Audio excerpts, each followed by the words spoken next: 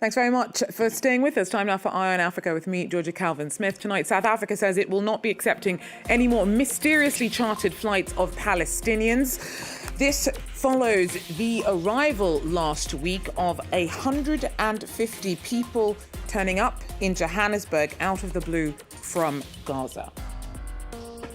Also, Madagascar's interim leaders unveils a 300-kilogram emerald gemstone found in the presidential palace, stashed there, he says, by his predecessor.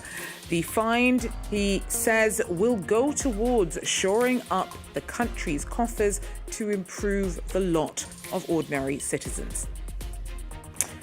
And he's smashed it. Morocco's team captain, Achraf Hakimi, wins the Confederation of African Football's Men's Player of the Year award. The footballing star finally clinches the prize after having made it to the finals over the last couple of years. We break down his achievements with our very own James Vassiner.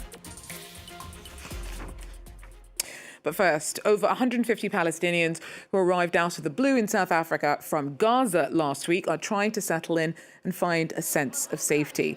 But the fury surrounding the circumstances of their arrival continues. Pretoria has criticised it as being part of a broader agenda to clear out Gaza and the West Bank of its people. The foreign minister hasn't named names, but Israel has been in discussions with countries like South Sudan, floating possible resettlement plans. Now, many passengers that arrived in Johannesburg last week didn't have the right papers, and the plane sat on the tarmac for 12 hours as authorities tried to work out what to do before ultimately allowing the group to disembark. An organisation called Al-Maj apparently took payment from the travellers to arrange the flight, promising to take them to safety, but did little to deliver upon their arrival in South Africa. South African NGO Gift of the Givers has had to step in to help support the refugees. I'm joined now by its chief, Imtiat Suleiman. Imtiat, thanks very much for making the time to speak to me. So first of all, how are those people that you have, you and the people that you work with have taken in to try and resettle and look after? Good evening to you and to your viewers. They're quite fine, you know, they came in very traumatized, very distressed from 2 years of war, bombing, hunger, starvation, bleeding, losing family members, uncertainty. They basically said they came from hell and they were desperate to get out wherever they could get to. The staying on the tarmac in South Africa didn't help. First of all, they didn't know which country they were going to. When they left, they had no idea. They couldn't take their luggage with them. They were totally stranded in that way and not having any certainty. Then they come in our country, get stuck on the tarmac, food gets delivered to them very late. But after that ordeal, when they saw the amount of South Africans waiting for them outside the airport, they were totally amazed and in total gratitude and so thankful that people came to see them. And the horror of this 2 years suddenly vanished in that few minutes. They got them housed by individual people in their own rooms, their own apartments, living separately from families to give them their own privacy. Within 2 days, we had an entire medical team that took care of them. We've provided clothing, hygiene items, and whatever the requirements are. They've got phones, which are their own, of course. And, we offered counseling services, which will happen in the next few days. We just need to give them time to overcome the ordeal, relax, see where they are, think, reflect. And we've got, of course, an entire legal team to advise them on their rights, whether they want to stay, go to another country, whatever they want to decide. We will give them the options, but we don't want to rush it. They really need time to settle and find each other. Well, we wish them the very best in terms of finding an even keel after what sounds like a deeply traumatizing experience. But what are you hearing? What are they telling you in terms of what they were told before they got on that flight? What were they expecting? Who is Al-Maj? They didn't know. Apparently it's something on the social media they picked up. By the way, this is not the first flight. This is the second flight. The first one came on 28th of October. Nobody knew it came in the country. Nobody knew where the Palestinians went to. A pastor by the name of Nigel Branken found them, the one in the picture right now with the Palestinian scarf, that's Nigel Branken. He found them totally by chance. He's a social worker. When he traced that that 176 came to the country, he found about 94 or 95. So they and the second lot told us the same thing. They saw an advert unmatched on social media. They claim they were registered for over 10 or 15 years. Yet if you go and check it, it's a bogus type of organization. And they said they did thousands of flights moving refugees all over the world. And if you pay them between $1,500 to $2,000, at some point your name will come up and they'll take you out from Gaza via Israel to an airport in Israel and fly you to a country.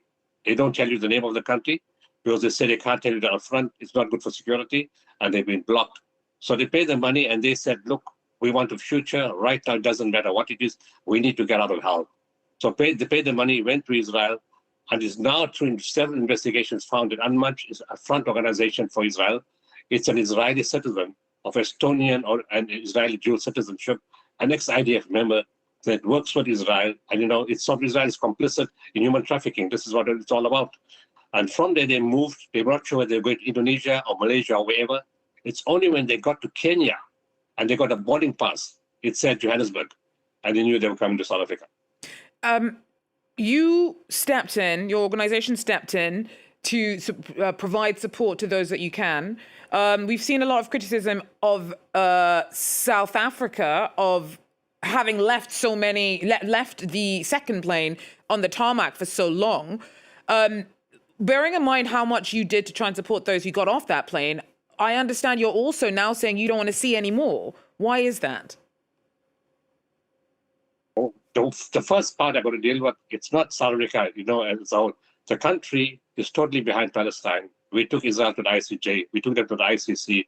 In Bogota, we got countries, to take out, to place sanctions on Israel. So South Africa, as a population, what political parties are fully behind behind Palestine, sorry. The discrepancy comes from Home Affairs. We don't understand why they made them wait so long. When we have 4X in the Refugee Act, 4 clauses in the Refugee Act that says whether they count papers or not papers, passport or no passport, and they ask for asylum, we got to see to them. That's a different discussion on its own. In terms of the second question, if we start accepting Palestinians and if we start accepting them in other countries all over the world, this is part of Israel's grand design for ethnic cleansing and emptying Gaza of Palestinian people. They tried with a bombing, put 2,000 kilograms bombs, starved them to death, probably 300,000 dead, figures for British generals.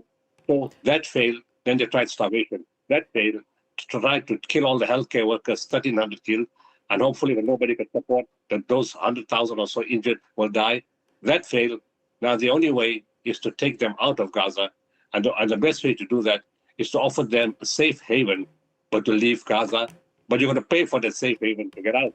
And of course, 1.6 million people don't afford that kind of money. Imtiaz Sooliman, thank you so much for speaking to us and giving us a bit of an insight in the work that you're doing with those Palestinian refugees that turned up in Johannesburg last week. Imtiaz Sooliman, the head of the NGO Gift of the Givers, speaking to us from South Africa. Well, Nigerian President Bola Tinubu said that he will push back his trip to South Africa for the G20 summit this weekend to focus attention on rescuing 24 schoolgirls who were abducted by gunmen earlier this week. The students were taken from boarding school in Kebbi State in the northwest in early Monday morning. Distraught families and communities have accused authorities of not doing enough to get the girls back. No one's yet claimed responsibility, but Nigeria has seen a rise in criminal gangs kidnapping students for ransom over the last decade. Madagascar's interim leaders unveiled a 300-kilo emerald gemstone, he says, that was found stashed in the presidential palace by his predecessor. Colonel Michael Ranjaniran has said that the stone could be sold to help the state improve the lives of ordinary people. Laurent Berstecker has more. An astonishing discovery that could help solve some of Madagascar's financial issues. The country's military leadership says it found a 300-kilogram emerald rock hidden inside the presidential palace, which was vacated by ousted President André Rajoelina last month. We've just discovered this incredible national treasure. We don't know why it was brought here. We're ready to work with complete transparency and show that the public service is our priority. Colonel Michael Ranjaniran was one of the leaders of the military coup that led to Rajoelina's ousting, following widespread popular protests over corruption poverty, and lack of basic services. He's since been sworn in as president of the transition and has vowed to hand back power to civilian authorities within the next 2 years. On Tuesday, Ranjani said the massive gemstone would be analyzed by experts to determine its value and could potentially be sold to help replenish state coffers. A symbolic statement in a country where government officials have long been accused of enriching themselves with public resources. We want to redistribute the wealth to as many people as possible in order to avoid accusations of corruption. This discovery will be managed with complete transparency and visibility. Despite its vast natural wealth, including precious stones and minerals such as quartz and graphite, Madagascar remains one of the world's most impoverished countries, with more than 75% of the island's population living below the poverty line. Well, Morocco's Achraf Hakimi's been named the Player of the Year by the Confederation of African Football. The PSG defender and captain of the Atlas Lions came out on top at Wednesday night's event in Rabat. Our James Vasson has rushed on set to tell us more. So, James, what is it that set Hakimi apart? What set him apart? Good question, because it's not often that you get a defender who's going to win a player's title like this. Very often you're looking at the goal scorers, and it's very much going to be a forward winning it. That's not the case this time. As a defender, it's been over 50 years that defenders won the trophy in these awards before. So he's definitely setting something there. But Hakimi isn't just any defender. He does indeed score goals. That would have helped him as well. And he's known, as a fullback, he rushes up the pitch, just as you mentioned I rushed into the studio. Well, he's very good at that. Maybe I'm taking some inspiration from that. But I'm telling you, he's so fast and he scores goals, and crucial goals as well. You'll remember, of course, one of his big successes from this year was the Champions League win with Paris Saint-Germain. He scored in the final, he scored in the semis, he scored in the quarterfinal. He's a huge, huge asset. It's not just about his work at the back. Of course, crucial as a defender from blocking those attacks, and with his speed, it's everything that works for him in that way, and he's just so strong. But that has also been a huge way for him. Because look at the other nominees from tonight. Oh yeah, because it wasn't just the men's player of the year. There were other Absolutely. Other categories. I'll get that in just a minute. But what I mean is that they had Mohamed Salah up there and Victor Osimhen as nominees as well, and those two forwards as well. Looking at strikers. So Hakimi standing out definitely in that way. And you mentioned it's not just about the men's awards. There's the women's award, and it's been a great night for Morocco in itself. On the women's side, Rizan Shibak winning it the Best Women's Player award, and in goalkeepers, Yassine Bounou doing it as well. But Morocco is not going to be happy just with those titles there. They're looking at the Africa Cup of Nations to come in just a month's time, where they're going to hope to finally win it on home turf. After since 1976, they haven't really managed to break that glass ceiling. Well, all to play for. Looking good. Thank you so much, James, for talking us through all of that. Congratulations to all of the winners of those CAF prizes. That, though, is all we have time for Eye on Africa for now. Thanks for joining us, though, and do so again if you can. Till then, take care.